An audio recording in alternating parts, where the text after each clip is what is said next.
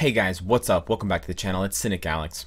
And today I want to address the rumors and the data mining and the speculation that has been going on surrounding the second phase of the Age of Apocalypse update, which will at the very least be bringing us 2 new uniforms for both Rogue and Wolverine, and the fabled Apocalypse, our native tier 2 supervillain, which we haven't had for a while as far as native tier 2 villains go.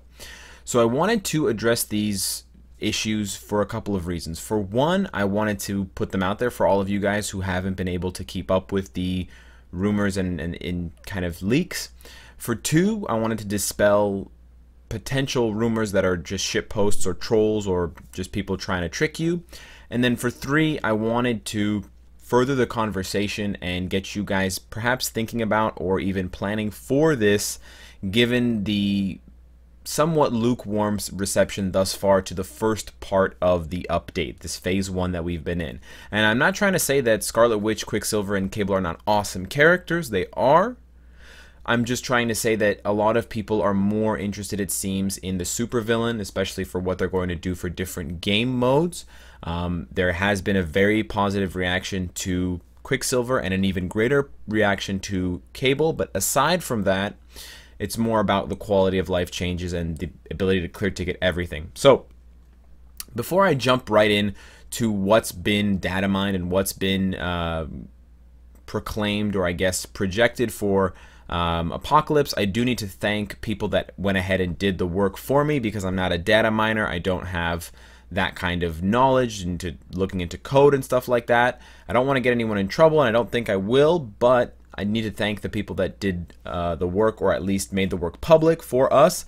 In addition, I don't have any affiliation, nor do I endorse any of these people or the website that I listed. It's just part of what I'm going to talk about in the video, in addition to my own thoughts. So I do need to, tip the proverbial hat to them before I begin. Lastly, before we jump into the Apocalypse rumors, I do want to let you guys know that on the last live stream we were testing out the boost points by going all the way up to 2,000 and seeing what kind of rewards we got. And tonight at 7 p.m. again on Twitch on the live stream, we're going to be finishing that testing, getting as much gold as possible for Cable, and blowing like 1,000 boost points to see what kind of special rewards we can get. So if you're curious to see how those results are obtained and calculated and documented for future videos and stuff like that, you should definitely check out the live stream, because it's going to be a lot of fun. So Apocalypse, as we saw from the trailer that Netmarble released, is going to be a combat character. That clip is now enshrined. That's not going to change. He's not universal, he's not blast, he's not speed. So we are getting another native tier 2 combat to go alongside with our recent addition in Wolverine. He's probably also going to be a mutant, so we're going to expect to use feathers and crystals to rank him up. So you may think about whether you have enough for both Cable and eventually Apocalypse if no one else is coming as far as mutants go.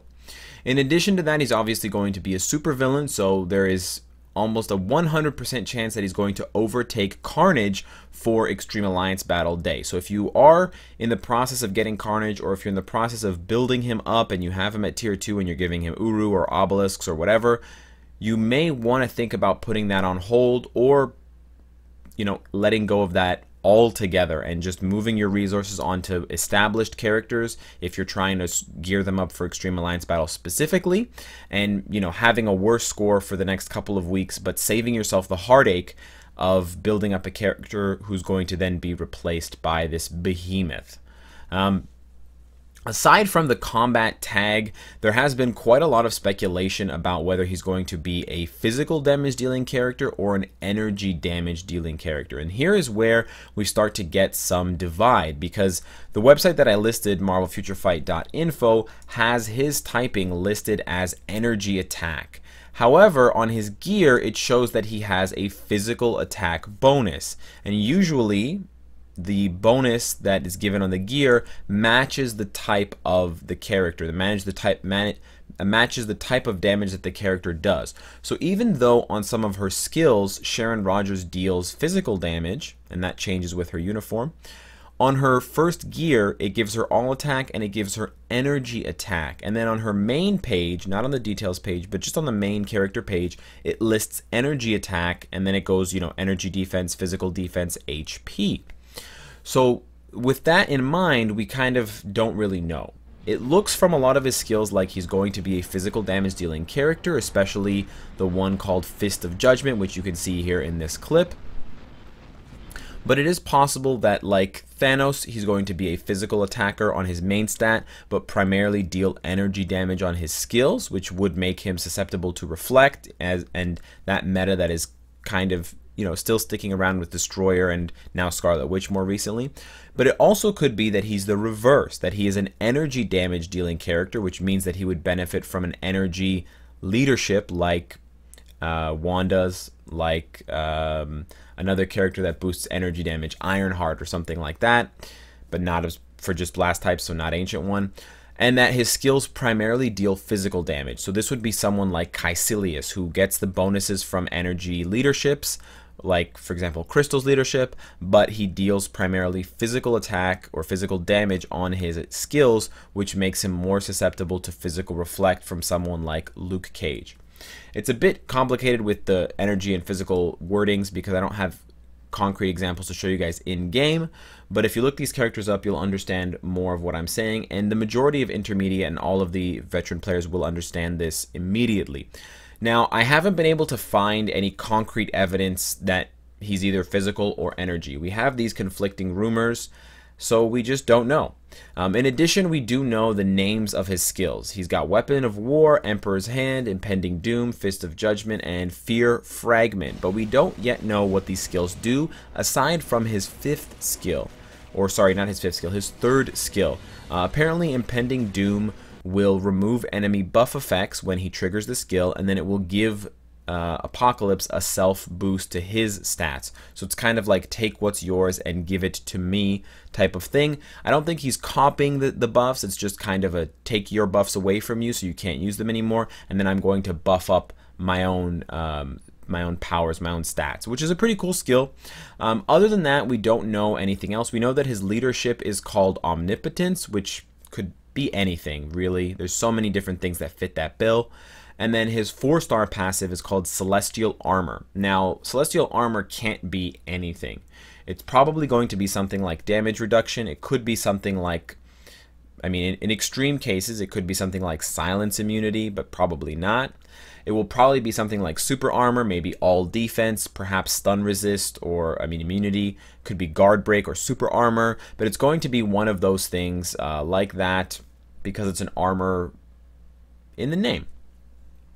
Other than that, we don't have much information about Apocalypse, and you know, any other rumors about what his passives are, whether they give him immunity to the Frost Beast's effects or anything like that, is just conjecture, or it's someone trolling you. So please don't fall into the trap unless you want a good laugh. But that's all we know so far about Apocalypse. It would be nice if Netmarble would clarify a little bit more leading up to the update, because he is such a anticipated character. But you know, in light of this lack of information, we do have to go with what we're given, and I do appreciate the data miners and the people trying to find every inch of you know, new stat lines and stuff like that for what they're doing and how they're letting us see things kind of behind the curtain before they happen. In addition to the Apocalypse data mining information and stuff that we can guess about the character, we do have a little bit more about Rogue and her uniform and what it's going to look like. So apparently it's going to change 2 of her skills, her first skill, Rapid Barrage, and her third skill, Drain Punch. Out of her whole kit, I would say that her first skill is probably the least powerful. It's the most underwhelming skill. The second skill is an iframe, the fourth is an iframe, the fifth is immunity plus a buff, and the third is a heal, but her first skill is just damage. It's kind of lame. So apparently her first skill is going to get an extra hit, which means it should deal more damage. It might have a guard break effect or some kind of flinch lock effect. And then her third skill, which has the heal, is apparently getting an enhancement, which means it will heal for more, which is pretty cool. It'll make her even tankier, it'll improve her survivability, make her even better as a potential Jean Grey counter for things like Alliance Conquest, which I think is nice. 2 skill changes is in line with what we've seen already from Cyclops and Beast. There is still some people wondering whether this is going to turn her as well into a supervillain. It shouldn't, because she was never a supervillain in almost every iteration of Age of Apocalypse that I read, so it would be strange for her to start now. Lastly, we have Wolverine's uniform and how it's going to change. This one got the most buzz for how it looks, and while a lot of people are upset that he's losing a hand, he still has the claws, so don't worry. But in addition to that, it seems that Netmarble has gotten a bit more creative, and they've taken 2 of his looks, or 2 of his kind of instances in the comics, and they've fused them together. Because in Age of Apocalypse, he has the claws that come out of his stump. In another run, he actually has a gun kind of blaster installed in his stump instead of claws. So that has claws on one hand and this kind of energy blast on another hand. And there's a pretty famous cover where he's holding Jean Grey and he's going to blast her with the blaster. Anyways, Wolverine's uniform bonus is going to change his 3rd skill, and it's going to change into Omega Cannon, which you can check out here in this clip and again in this clip. Pretty cool skill. It's going to give Wolverine some range damage. It appears to also be an iframe, which is nice, and it has a wording effect that it's going to group enemies together. So that's going to make Wolverine even better for, say it with me now, Extreme Alliance Battle, as if that's all we give a shit about anymore. Lastly, his 5th skill, Berserker Rage, is going to change, so there's a stun effect somewhere, I guess in the last hit of the effect, according to this text, which will make him a more efficient killer. I don't know how it'll make him more efficient. Maybe it'll make it easier to chain his 5th skill into other skills and things like Shadowland. It might make it easier to crowd control Daredevil so he stops jumping around like a rabid jerk-off in stage 30, but otherwise I don't see too much benefit for that. The real winner in this uniform change is his 3rd skill, because X-Slash is probably Wolverine's weakest skill. It does good damage, but it's just straight on in your face, and it leaves him open to getting hit by meteors and being crowd controlled, so it's a bad skill when you're playing on auto and he doesn't do any of his other skills. You know, his 4th has a partial iframe, 5th is a full iframe, 2nd is a full iframe, and the 1st skill at least has a lunge, so it provides some movement and it can, you know, disorient or dodge certain directional attacks that aren't tracking. So the 3rd skill is really the one that would be best changed. So I'm happy and I'm thankful that Netmarble is changing that one and not any of his other skills. Perhaps his 3rd skill will also give him a self buff, given that it's a ranged attack and it's kind of got a charge animation, so it might charge him up. We'll have to wait and see, but I am excited for Wolverine's uniform. I'm probably most excited for that one, then Rogue's. Of course, Apocalypse is number 1 on my how excited am I for the Age of Apocalypse Phase 2 feeling. But as always, it's just what I think, so I want to pass it on to you guys. What do you think about these leaks and these rumors and this data mined information? Are you looking forward to Apocalypse? Do you think he's going to be physical or energy? And what are your other predictions for his tier 2 passive, his 4-star passive, and his leadership? We're going to play this game again, and I essentially want you to guess what Apocalypse is getting for his leadership, his 4-star passive, and his tier 2 kind of bonus effect that he's going to get as a native tier 2. The winner, the person who is closest on all 3, will of course get a mystery prize, and that is all. So if you guys enjoyed this video, if you like the speculation and you like the roundup of information, make sure you're subscribed to hit all the videos on YouTube as they're coming out daily. And of course, if you like what you see, I hope to see you again tomorrow. Take care.